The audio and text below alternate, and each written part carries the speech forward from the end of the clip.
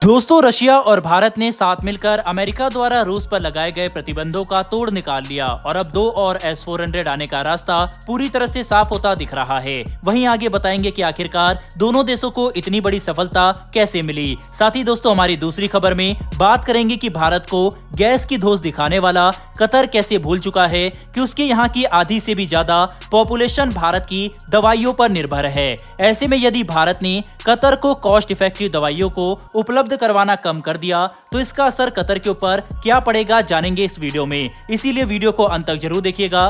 दरअसल यूक्रेन और रशिया के युद्ध के बाद से रूस लगातार भारत को भारी डिस्काउंट रेट पर क्रूड ऑयल प्रोवाइड कर रहा है। भारत को भी इससे अच्छा खासा फायदा हुआ। भारत ने इसकी पेमेंट रशिया को रुपए में की थी, क्योंकि यूक्रेन और रूस के युद्ध के बाद से रूस और भारत रूबल और रुपए में ट्रेड कर रहे हैं। लेकिन धीरे धीरे रूस की दिक्कतें बढ़ने लगी, क्योंकि भारत को लाखों रुपए का तेल बेचकर आखिरकार वो इन रुपए को कहां खर्च करे, क्योंकि भारत से ज्यादा कुछ रूस खरीदता नहीं है। ऐसे में रशिया और भारत आपस में ठीक तरह से ट्रेड नहीं कर पा रहे थे। लेकिन अब दोनों ही देशों ने मिलकर एक विकल्प को ढूंढ निकाला है। हाल ही में रूस ने भारत के एक शिपयार्ड को 24 कार्गो जहाज का ऑर्डर दिया। रूस का ये फैसला भारत की रक्षा के लिए भी बेहद महत्वपूर्ण माना जा रहा है। दरअसल हुआ ये था कि पेमेंट में आ रही प्रॉब्लम के चलते रूस के S-400 मिसाइल डिफेंस सिस्टम की 2 बैटरी की डिलीवरी में देरी हो रही थी। फिर रूस ने गोवा शिपयार्ड लिमिटेड और रशियन एक्सपोर्ट सेंटर के बीच सहयोग करने की घोषणा हुई।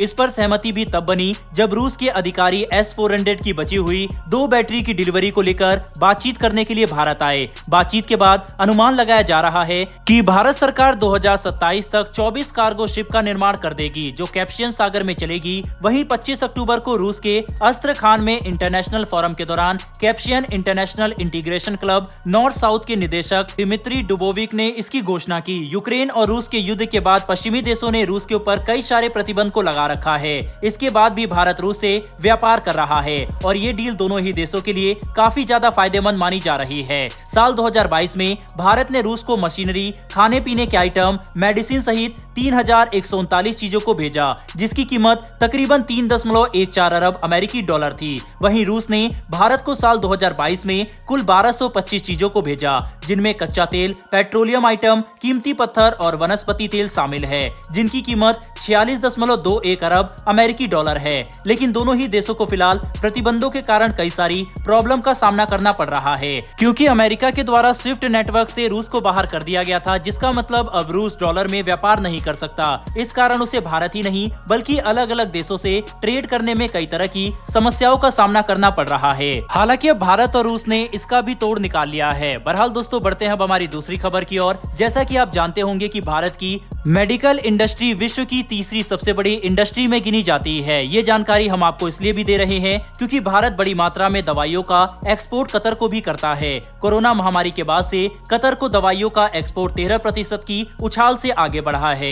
लेकिन कतर, जो भारत को अक्सर गैस की धोस दिखाता रहता है, वो भूल चुका है कि उसके यहाँ के आधे से ज्यादा आबादी बीमारियों से ग्रस्त हो चुकी है। फाइनेंशियल ईयर 2022 के आंकड़ों की बात करें तो खाड़ी देशों से मेडिसिन की जो डिमांड आ रही है वो लगातार बढ़ती जा रही है। इसका जवाब भी साफ है कि भारत की दवाइयों का सस्ता होना। कतर की बात करें तो वहाँ की 60% से ज्यादा की पॉपुलेशन भारत के दवाइयों पर ही निर्भर है। जहाँ एक और कतर भारतीय नौसैनिक को मौत के मुंह में घसीटने में लगा हुआ है, वहीं भारत कतर के लोगों को जीवन दान देने में लगा है। दूसरी तरफ यदि रही कतर की LNG की बात, तो भारत को LNG देने के लिए लाइन में कई सारे और भी देश खड़े हैं। ऐसे में जब भारत कतर के लिए इतना बड़ा काम कर रहा है तो कतर को भी भारत के खिलाफ इतना बड़ा फैसला लेने से पहले एक बार तो सोचना ही चाहिए था। और आगे भी कतर इसी तरह के फैसले लेता रहा और नहीं माना तो उसको भारत की तरफ से एक बड़ा प्रहार झेलने के लिए भी तैयार रहना पड़ेगा, क्योंकि अगर भारत की तरफ से दवाइयों के एक्सपोर्ट पर ब्रेक लगती है तो कतर की हालत मेडिकल हेल्थ को लेकर जो बनेंगे उससे निपट पाना मुश्किल हो जाएगा।